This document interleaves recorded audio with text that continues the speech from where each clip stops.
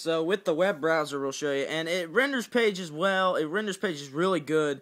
The touchscreen's big. It's 3.7 inches. I kind of wish the touchscreen was more of a squarish, other than a rectangle. You know, if you have an iPhone or if you've seen an iPhone, you know how the screen the screen is bigger on here than an iPhone, but it's not as wide. The screen's kind of narrow, but it's really long. So it's 3.7 inches. It's 854 by 480. So it's got a really high pixel amount, and it's really high res. And like I said, the main problem here is that's how you zoom. You double tap. See right there. 2.1 on Droid.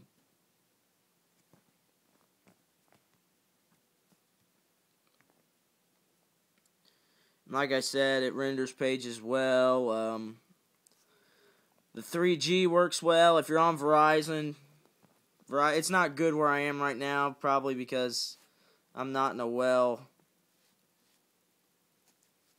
a super Verizon full coverage spot right now.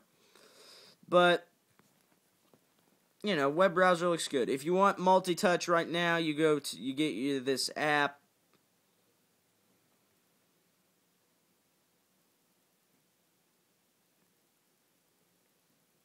Dolphin browser. It's I don't know. There's something about, what's that say? There's something about just using your native browser is just it's something to be admired. I don't know why. It just is. And we'll go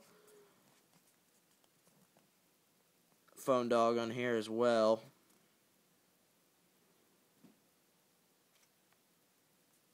I just don't like how this thing up here is kind of annoying, and you can't stop web pages from loading. Once you select one, you can't stop it without closing the entire tab, and you know, nothing's as good as your native apps. Like I said, all in all, if you're a business user and you're into Android, this is probably the phone to get, because business users, they like having their keyboards, even if they're bad keyboards. They love their keyboards because their job could demand it. If you're a texter, you're probably going to want this. Well, if you're a texter, you're probably going to want the click over anything else as far as Android phones right now. But hold out. The Devour's coming. I saw that Megan Fox commercial yesterday on the Super Bowl, and I kind of lost it. It was sad because I was the only one that knew what the actual phone was. Everybody else was too busy staring at Megan Fox in a bathtub, which, you know, can't blame them for it.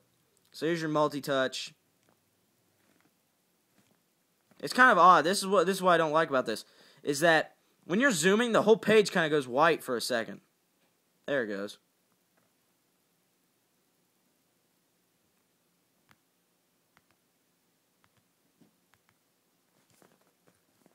It's just not my favorite thing. We'll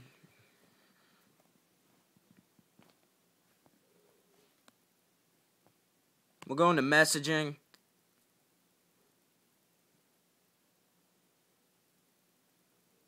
And we'll show you the messaging interface here, and we'll show you the virtual keyboard. This is not the standard virtual keyboard. This is something I installed called Smart Keyboard Pro, which the only difference between this and the stock Android is that I think the color and the algorithm's a little nicer. We'll go into keyboards here.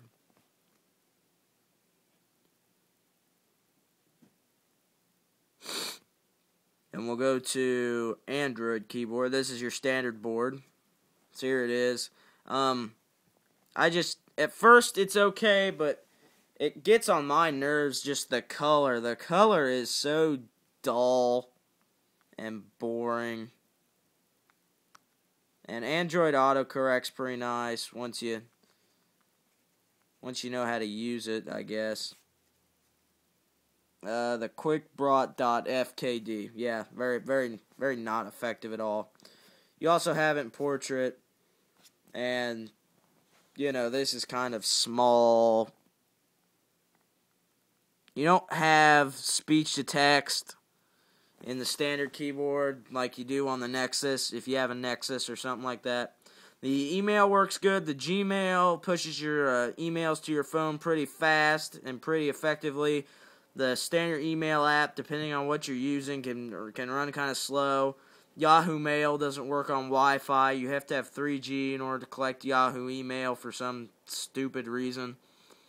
There's a lot of widgets available. Android, I think there's currently 10,000 apps for Android, so, you know, you don't have your 100,000 apps like you do on your iPhone, but why would you need 100,000 apps?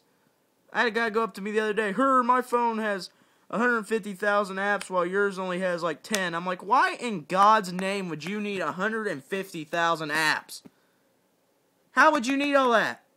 Stupid. Just stupid. So yeah. Thumb in the middle. I like it, but there's other stuff available that's better. That's all I'm saying. New Android phones are coming, you know, God knows how many. There could be anywhere from 3 to 12 coming out next year, or this year. Some on Verizon, some on T-Mobile. Heard one about coming to AT&T, but you know, who likes AT&T? I sure don't. I'm a Verizon guy. Verizon service works good, and it's reliable. AT&T service in my area sucks. Don't even have 3G in my area. T-Mobile service works okay. Sprint's good.